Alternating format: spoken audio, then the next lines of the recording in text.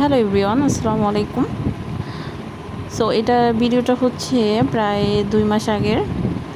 আমি যখন টাঙ্গাইল থেকে বাসায় যাইতাম, মানে যাওয়ার রাস্তায়, সো এই আপনাদের নথখোলা যে ব্রিজ, এই ব্রিজটার মানে অপোজিট সাইডে বা মানে সাইডে তাকালে মানে দেখা যেত যে একটা বালুর চরের মতো। সো মনে হতো, তাকালে মনে হতো যে এখান থেকে এখানে জাস্ট 2 মিনিটের ব্যাপার। তো আমার মানে অনেকটা যাইতে ইচ্ছা করতো যে ওইখানে যেয়ে একটু ঘুরে আসি বালুর চরের মধ্যে। সো অনেক দিন ধরে ইচ্ছে করতেছিল। দেন হচ্ছে যখন বাসায় গেলাম, বাসাল থেকে মানে প্ল্যান করে বিকেল টাইমে বের হয়েছি এখানে যাওয়ার জন্য।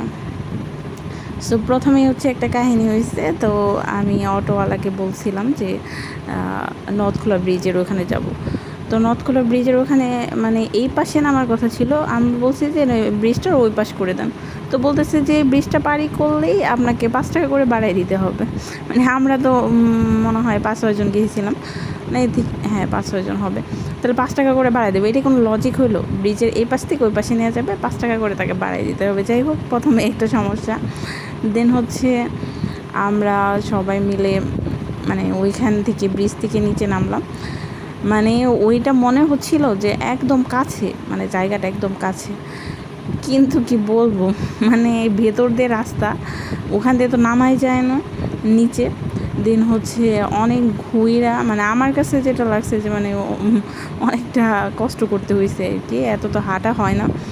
সো ভিতর দিয়ে মানে অনেকটা ঘোরাঘুরি কইরা তারপরে হচ্ছে ওইখানে গিয়েছিলাম আর কি। দেন হচ্ছে ভালোই লাগছে ওইখানকার ইটা, আপনার হচ্ছে শুধু বালু আর বালু। এটা তো হচ্ছে 2 মাস আগের, এখন কিন্তু পানি এসে গেছে। সো মানে যখন পানি শুকিয়ে যায় তখন ওইখানে তাকাইলে কিন্তু ভালোই লাগে, মনে হয় যে না ভালোই লাগবে ওইখানে। সো বিকালে তো গিয়েছিলাম, বিকালে তো সব জায়গায় ভালো লাগে, তো মোটামুটি ভালোই লাগছে। কিন্তু বেশি একটা মানে সময় নিয়ে যাইতে পারি না, এই জন্য তাড়াহুড়া করে এসে পড়তে হয়েছে। কারণ হচ্ছে বিকালে গেলে আর সময়ই থাকে কতটুকু। দেন হচ্ছে ওখানে একটু ঘোরাঘুরি করে এসে পড়ছি,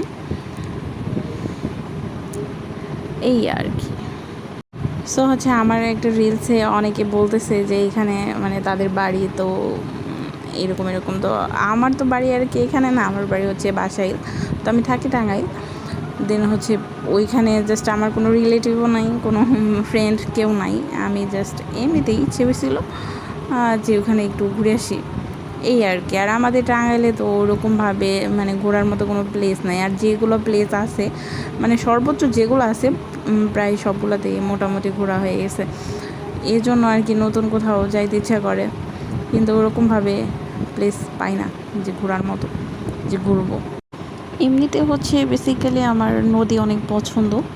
আমাদের যে বাড়ি বাসাইল, তো আমাদের বাড়ির সাথে নদী। তো আমার যখন মন খারাপ থাকলেও নদীর পাড়ে যায় বসে থাকতে ভালো লাগে, মানে যে কোনো সময় যে কোনো মোড়ে নদীর পাড়ে বসে থাকতে ভালো লাগে আর কি। সো এখন তো আর ওখানে থাকা হয় না।